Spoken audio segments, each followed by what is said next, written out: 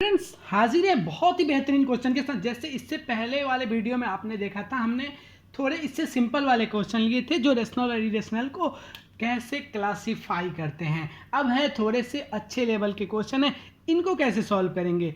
मैंने आपको एक चीज़ बताई थी कि आपको इस बात का ध्यान रखना है कि आपका नंबर रूट के अंदर पहली चीज प्राइम नंबर नहीं होना चाहिए, दूसरा वो खुद परफेक्ट स्क्वायर नहीं होना चाहिए। बाकी अगर कोई भी नंबर रूट के अंदर है तो वो क्या है, इरेशनल है।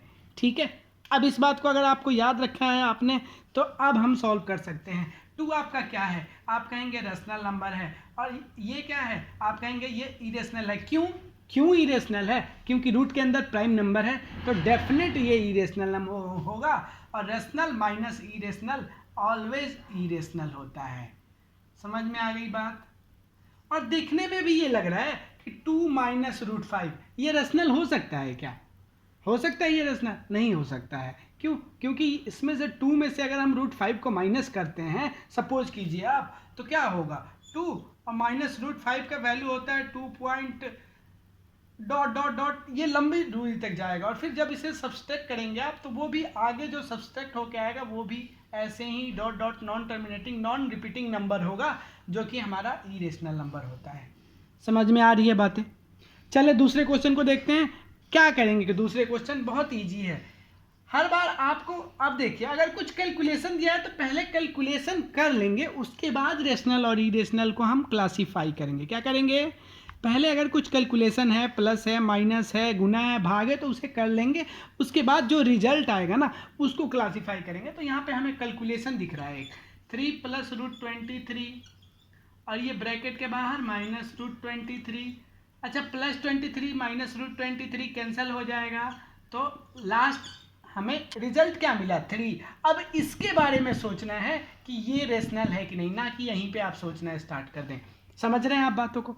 यही गलती होती है, जो मैंने गलती करी है, जो और लोग गलती करते हैं, वो चीज़ें मैं आपको बताता हूँ बिल्कुल एज इट इज़, कि कैसे आप अपने आप को मॉडिफाई कर सकते हैं, अपने आप में सुधार ला सकते हैं। अब 3 है तो 3 को हम 3/1 ही लिख सकते हैं ना, लिखा नहीं है क्योंकि डिनोमिनेटर में 1 के कोई वो नहीं होता, तो हमने 1 लिख दिया।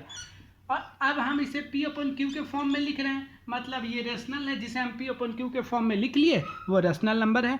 इससे डिटेल में कोई बताएगा क्या आपको? इतना डिटेल में बताता हूँ मैं, आप मेरा पुराना वीडियो भी देख लीजिएगा। हर एक वीडियो को पार्ट बाई पार्ट, हर एक क्वेश्चन को पार्ट बाई पार्ट समझाता हूँ। आइए यहाँ पे चलते हैं।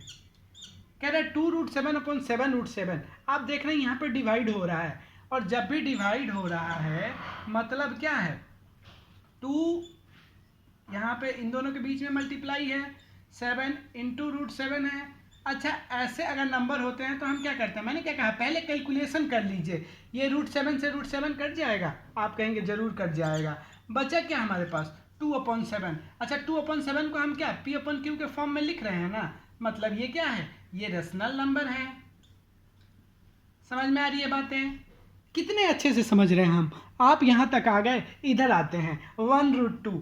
ये तो दिखने से ही आप कहेंगे इससे भी तो हमने P/Q के फॉर्म में लिख लिया, लेकिन इसे हमने P/Q के फॉर्म में लिख लिया, लेकिन हमारा नंबर क्या कहता है, P/Q के फॉर्म में तो हो, लेकिन P और Q क्या हो, इंटीजर होना चाहिए। ये इंटीजर है क्या? ये इंटीजर है क्या? ये इरेशनल नंबर है। मतलब अगर आपका ऊपर वाला नंबर क्या हो, ये P/Q का फंडा आप समझ गए। अगर ऊपर रेशनल और नीचे आपका इरेशनल, मतलब अगर आप रेशनल में इरेशनल से भाग देंगे तो हमेशा आपका एक इरेशनल नंबर मिलेगा। बातें समझ में आई? आप इसे भी तो कहेंगे ना कि ये तो P/Q के फॉर्म में है, लेकिन हमने कहा है कि P/Q के फॉर्म में तो हो, P और Q इंटीजर होना चाहिए, और वहाँ भी Q नॉट इक्वल टू 0 होना चाहिए, देन वो रेशनल नंबर होता है। तो यहाँ P/Q के फॉर्म में है, लेकिन Q इंटीजर नहीं है, इसलिए हम सीधे इसे इरेशनल कह देंगे। आते हैं 2/π। बहुत ही इंपॉर्टेंट क्वेश्चन है, ऐसे ही क्वेश्चन आपके एग्जाम में आएंगे।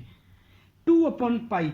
अब बहुत सारे लोग हैं जो डाउट कहाँ आती है, 2 और कहेंगे पाई का वैल्यू तो 22/7 होता है भैया, मतलब इसे हम P/Q के फॉर्म में लिख ले रहे हैं 44/7, मतलब ये क्या होता है, ये रेशनल। लेकिन ये जैसे ही आप करेंगे आपका एग्जामिनर गलत कर देगा, गलत कर देगा भैया। उसने यहाँ पे ये तो नहीं लिखा है ना कि पाई का वैल्यू 22/7 रखिए, ये एक मानी हुई वैल्यू है, एक अप्रॉक्स वैल्यू है।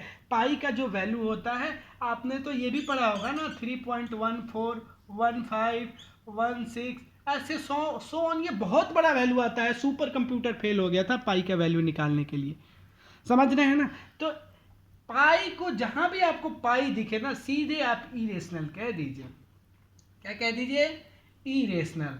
इरेशनल में अगर आप किसी नंबर रेशनल से मल्टीप्लाई करते हैं तो क्या हो जाएगा? आपका नंबर इरेशनल ही आएगा।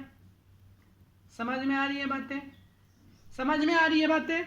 यहाँ पे आपको ये जज नहीं करना है कि पाई का वैल्यू 22/7 रख लूँ, नहीं करना है ऐसे, ठीक है। लेकिन अब बताइए कैसा लगा आपको ये सेशन? अगर अच्छा लग रहा है तो लाइक सब्सक्राइब जरूर करो दोस्त। लाइक सब्सक्राइब नहीं करते हो आप लोग। मिलते हैं एक नए वीडियो में ऐसे ही धमाकेदार क्लासेस के साथ। तब तक के लिए धन्यवाद।